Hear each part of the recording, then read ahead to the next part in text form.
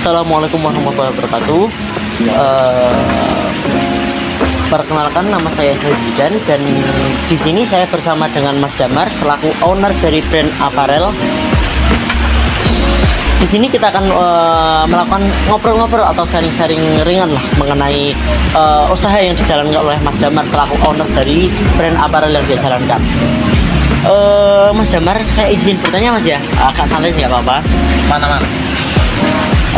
Kan boleh, Mas Damar kan apa ya, menjalankan sebuah usaha lah atau brand apparel ya.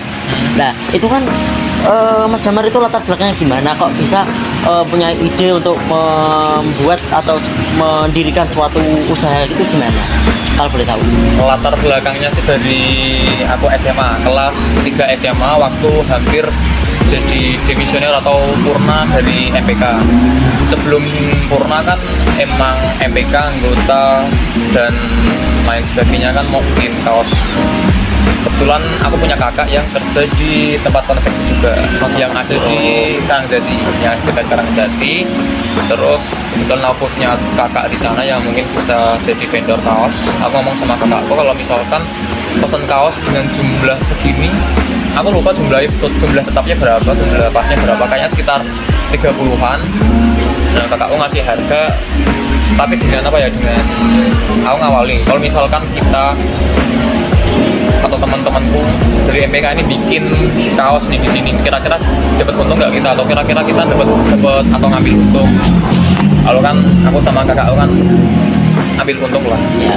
Aku sama kakakku sekitar ambil keuntungan tuh sekitar 300, jadi dibagi dua, masing-masing 150 atau 50. Nah dari situlah muncul ide kreatif buat mendirikan usaha brand kami yang namanya sekarang itu brand apparel. Berdiri dari tahun 2022, tepatnya tanggal 1 November kemarin baru ulang tahun yang seperti itu. Kalau misalkan latar belakang, jadi latar belakang itu diawali dengan pesanan dari teman-temanku MPK, majelis perwakilan kelas, mau demisioner mau purna, terus pesen kaos di tempat kerja Mas Guru. Jadi diawali dari kakak yang bekerja di konveksi itu ya? Betul. Jadi punya ide sendiri. Kalau boleh tahu itu kan dari tokonya atau usahanya kan dinamai oleh dinamai dengan brand apparel. Ya. Itu kok bisa dinamai itu ada filosofinya atau gimana ya Mas ya? Kalau boleh tahu. Brand apparel itu sebenarnya ada filosofinya sendiri. Brand apparel itu diambil dari nama kakak saya, namanya Gibran. Dari brand apparel karena yang bekerja di konveksi pertama kali kan Gibran kan, otomatis nama konveksi atau nama usaha kami dinamai brand apparel. Sempat setahun atau 2 tahun yang lalu diganti nama, yang intinya tuh jadi nama yang baru itu mengandung unsur dari nama kita bertiga, selaku owner dan juga founder dari brand apparel sendiri. Cuman aku sebagai adik dari Mas Gibran itu dan kakakku Mas Gila sebagai kakaknya Gibran tuh nggak menyetujui karena orang-orang sudah banyak mengetahui nama brand apparel itu sebagai apparel yang dikenal banyak orang lah, seperti itu. Jadi awalnya itu mau diganti untuk namanya dari 3 bersaudara itu ya. Akan tapi dari Mas Gibran sendiri selaku adiknya Mas Gibran dan juga kakaknya Mas Gibran itu tidak menyetujui karena sudah banyak yang kenal ya, kalau ganti kan juga ada resikonya sendiri. Itu kan mengenai latar belakang. Di sini saya izin tanya ya mengenai produk-produk yang dijual di brand apparel. Itu kan apparel kan juga lebih spesifik ke baju-baju ya. Nah, untuk boleh tahu nggak Mas untuk produk-produknya di sana itu ada apa saja? Kalau produk-produk apparel itu cukup variatif sih. Kami itu menjual jersey, menjual BDH, menjual merchandise seperti mug, terus ada kaos juga, ya merchandise lainnya kayak mug, terus apa ya, kayak gantungan kunci, kayak lanyard dan lain sebagainya lah. Nanti kalau misalkan tertarik bisa datanglah ke boleh toko Baik itu kan lebih spesifiknya jersey ya Kak. Kalau saya lihat di di medsosnya ya. Sebenarnya kalau bicara soal spesialis atau kita fokus kemana, sebenarnya semua produk yang kita hasilkan tuh kita fokus sih. Kita memang harus memfokuskan semua produk yang kita hasilkan. Cuman belakangan ini atau 2 tahun ini emang banyak pesanan jersey, makanya kita kalau di Instagram lebih banyak post pesanan jersey. Oh, itu kan kalau boleh tahu Mas ya, itu kan di apparel kan juga ada yang namanya pemesanan. Nah, kalau boleh tahu untuk alur pesanannya gimana? Apakah dari brand apparel sendiri itu sudah menyediakan, misal menyediakan sebuah desain yang sudah ada, nanti dari yang mau beli itu langsung pilih dari desain tersebut, atau dari brand apparel sendiri itu membuatkan desainnya pas konsumen itu datang? Sebenarnya kita fleksibel sih, tapi perlu diketahui bahwasanya brand apparel itu sudah punya website sendiri. Kalau misalkan teman-teman berkenan ingin pesan produk di brand apparel, itu desainnya itu bisa langsung dari teman-teman sendiri atau customer yang ingin pesan, ataupun bisa kami desainkan seperti itu. Kalau misalkan bicara soal desain. Jadi misal ya Mas ya, kalau saya ke sana sebagai konsumen itu kan mau pesen, sedangkan saya itu belum ada desain ya kan. Jadi dari sana juga menyediakan untuk desain gitu ya, menyediakan untuk pembuatan desainnya gitu. Tentunya dari brand apparel sendiri bisa, karena brand apparel sendiri pun juga kebetulan sudah punya tim khusus buat pendesain lah, buat customer seperti itu. Tadi kan untuk spesifik lebih ke produk dan juga untuk pembuatan ya Mas ya. Izin untuk masuk ke lingkup pembuatan nih Mas ya. Nah, itu kan di sebuah percetakan atau konveksi ataupun juga apparel, itu kan pasti ada yang namanya untuk menerima sablon dan juga jahit lah ya. Nah, di brand apparel sendiri itu apakah itu masih bermitra dengan penjahit lain atau sudah memiliki tim untuk penjahit? Dan juga untuk mesin-mesin di sana itu menyediakan apa saja gitu? Kalau misalkan bicara soal sablon ya, kita kan pakai sablon DTF atau direct transfer film. Itu DTF-nya kita masih ambil di orang lain, masih ambil di mitra lain. Cuman kalau misalkan tentang alat-alat yang baru kita punya itu cuma itu alat buat press sablon DTF. Oh, press sablon ya. Kita punya ada sekitar 3 unit seperti itu.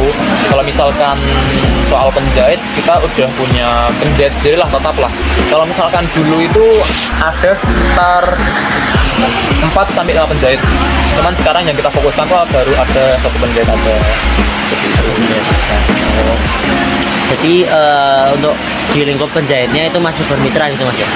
Masih bermitra.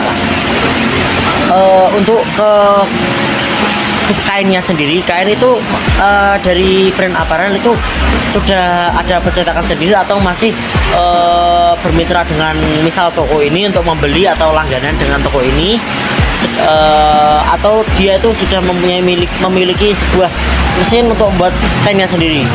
Kalau misalkan bicara soal kaos nih sama beda itu kainnya itu bisa kita dapatkan, dan mungkin di konveksi lain juga pasti sama lah dengan brand apparel.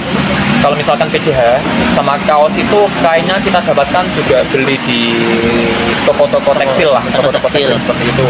Tapi kalau misalkan dari jersey itu kan kain ya, kayak gini jersey ini masih dari brand apparel sih masih pesan di tempat lain. Cuman insya Allah tahun depan udah siap menghadirkan mesin sendiri buat HPP juga, buat pengeluaran, dan ini juga buat ngepetak-petak jersey lah. Lanjut ya Mas, ini kita tadi kan sudah membahas mengenai produk dan juga ada kemitraan dan lain-lain kan. Kita lanjut untuk di brand apparel sendiri itu ada berapa karyawan Mas di sana, kemungkinan untuk pembantuan yang bantu-bantu untuk penjualan atau percetakan itu ada berapa kan? Kalau misalkan soal karyawan itu ada satu yang karyawan operasional. Kalau karyawan desain itu ada satu juga.